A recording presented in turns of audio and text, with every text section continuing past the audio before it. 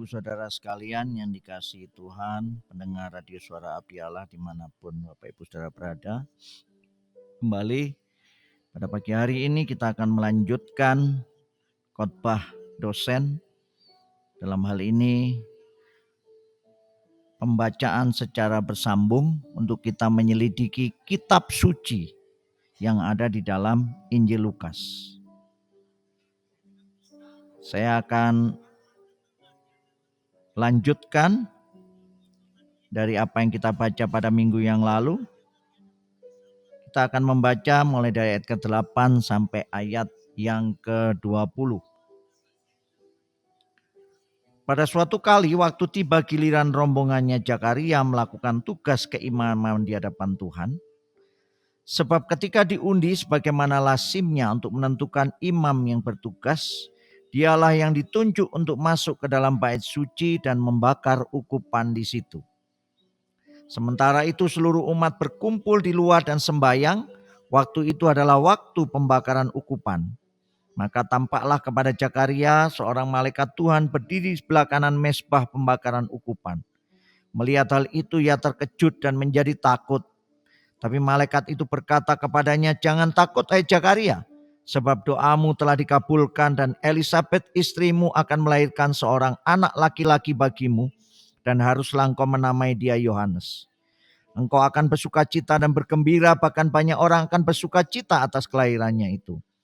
Sebab ia akan besar di hadapan Tuhan, dan ia tidak akan minum anggur atau minuman keras, dan ia akan penuh dengan Roh Kudus mulai dari rahim ibunya.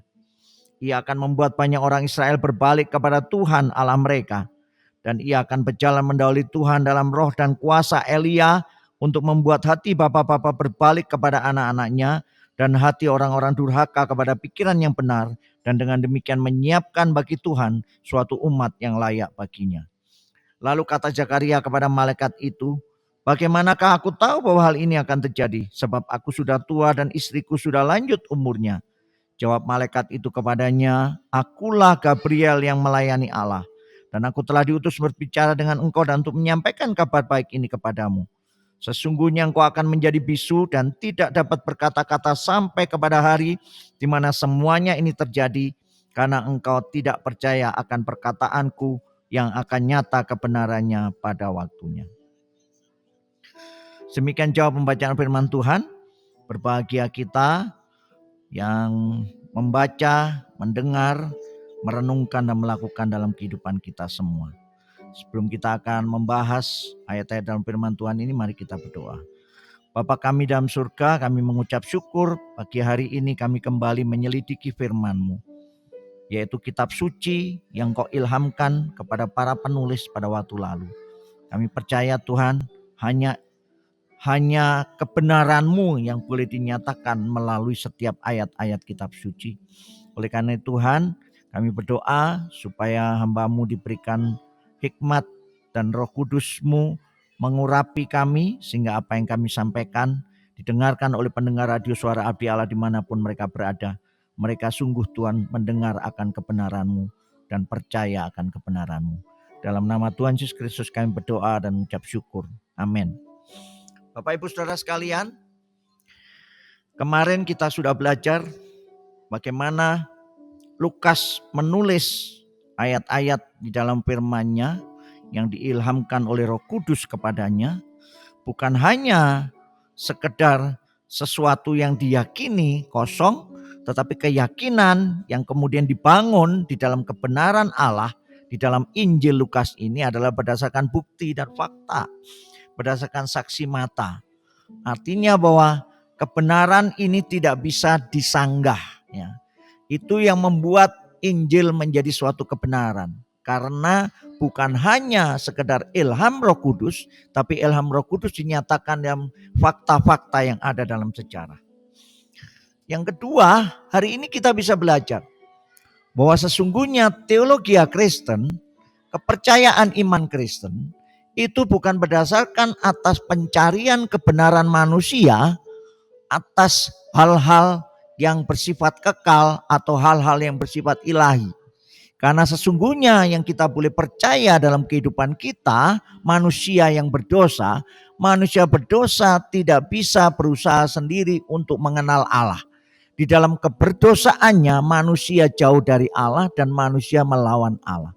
Oleh karena itu kebenaran hanya bisa dinyatakan kalau Tuhan sendiri yang kemudian menyatakan kebenarannya kepada manusia. Tanpa Tuhan menyatakan kebenarannya kepada manusia, maka manusia tidak akan pernah bisa mengenal akan kebenaran.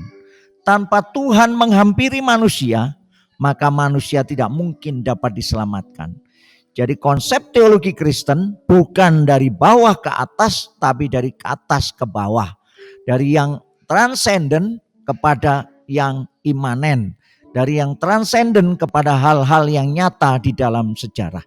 Bapak Ibu Saudara sekalian, maka ketika kemudian kalau kita melihat ayat-ayat dalam firman Tuhan yang kita baca tadi, kita melihat bahwa harus ada karya Allah yang dinyatakan untuk menyatakan kebenarannya.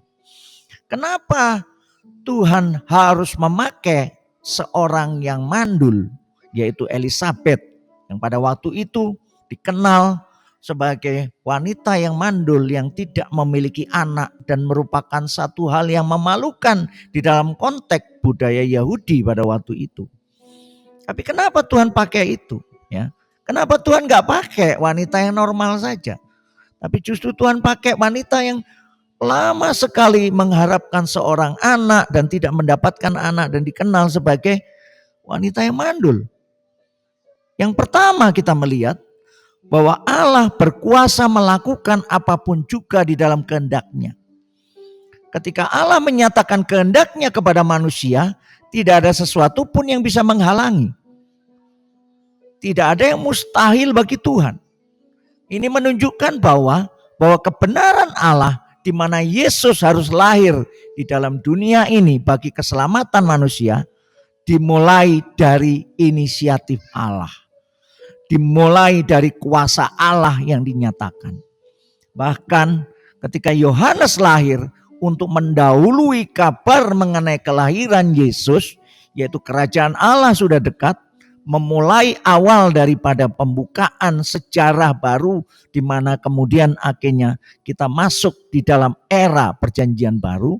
Yesus lahir untuk menyatakan karya keselamatannya dimulai daripada inisiatif Allah kepada Elisabet yang mandul. Jadi kalau kita melihat cerita di sini, Zakaria sendiri sampai tidak bisa habis pikir. Zakaria sendiri sebagai seorang imam gak yakin bahwa istrinya Elisabet akan mengandung. Tapi sekali lagi, bahwa karya Allah harus dinyatakan. Kebenaran Allah yang dinyatakan. Kebenaran Allah dinyatakan adalah apa yang dimaui Allah, inisiatif Allah harus terjadi di dalam sejarah manusia. Kita melihat bahwa akhirnya Zakaria karena ketidakpercayaannya maka Zakaria menjadi bisu. Kenapa dia harus menjadi bisu? Karena melihat bahwa sebenarnya hal yang baik sebenarnya, hal yang membuat sukacita, tetapi di dalam keberadaan dan kelemahan manusia, dalam keberdosaan manusia, seringkali karya Allah sangat berbeda dengan apa yang dimaui oleh manusia. Oleh karena itu Bapak Ibu Saudara, kalau kita melihat kita bisa belajar di sini bahwa kehendak Allah dinyatakan untuk menyatakan apa yang menjadi maksudnya bagi karya keselamatan manusia yang berdosa. Tetapi manusia yang berdosa selalu menentang apa yang menjadi keinginan Allah. Tanpa Allah membukakan, tanpa Allah menolong, tanpa Allah memampukan, seringkali manusia tidak bisa paham akan kebenaran, rencana, dan maksud Allah. Oleh karena itu ketika kemudian Zakaria menjadi bisu, maka sesungguhnya malaikat berpesan, akulah Gabriel yang melayani Allah. Aku telah diutus untuk berbicara dengan engkau dan untuk menyampaikan kabar baik ini kepadamu. Ayat 20, sesungguhnya engkau akan menjadi bisu dan tidak dapat berkata-kata sampai kepada hari di mana semuanya ini terjadi. Karena engkau tidak percayakan perkataanku yang nyata kebenarannya pada waktunya. Bapak Ibu Saudara sekalian, Maka ini menjadi pernyataan malaikat kepada Zakaria bahwa sebenarnya waktu keselamatan, waktu pernyataan karya Allah, waktu daripada inisiatif Allah itu adalah waktu yang tepat. Meskipun manusia menunggu-nunggu, dan mungkin harap-harap cemas dan mungkin hampir tidak percaya. Kalau kita lihat bahwa orang-orang Yahudi sampai kemudian akhirnya tidak percaya bahwa Mesias akan datang. Tapi karya Allah itu di waktu yang tepat. Di dalam karyanya, dalam kehendaknya, di dalam waktunya. Tidak bisa diatur oleh cara manusia. Bapak Ibu Saudara sekalian, di sini kita belajar hal yang ketiga dari kebenaran. Bahwa kebenaran hanya bisa dinyatakan oleh karya Allah. Kebenaran itu berasal dari Allah. Manusia tidak bisa mengenal kebenaran kecuali Allah yang menyatakannya dan Allah yang mewujudkannya di dalam sejarah. Biarlah pagi hari ini kita belajar dan kita semakin yakin bahwa apa yang kita percayai dalam kitab suci itu pasti benar. Karena semuanya itu bukan karena manusia yang mencoba mencari kebenaran, karena Allah yang menyatakan kebenarannya. Dan dengan cara apapun juga, bahkan seolah-olah manusia tidak mungkin percaya akan karya Allah yang begitu luar biasa. Tapi tetap kenyataan dari kebenaran harus dinyatakan. Bahwa Yohanes harus lahir dari seorang yang mandul, yang dibukakan rahimnya. Dan oleh karena itu menjadi awal daripada karya keselamatan Allah di dalam era perjanjian baru. Mari kita berdoa. Bapa kami dalam surga, kami mengucap syukur pagi hari ini kami semakin dikuatkan. Kami mempercayai akan Allah yang benar. Kami mempercayai akan firman-Mu yang benar. Karena firman-Mu itu bukan datang dari manusia, bukan dari tokoh-tokoh agama, tapi firman-Mu itu berasal dari Engkau sendiri. Dan Engkau yang menyatakan di dalam sejarah dan bukti-bukti, dan di dalam inisiatif dan maksud Engkau sendiri.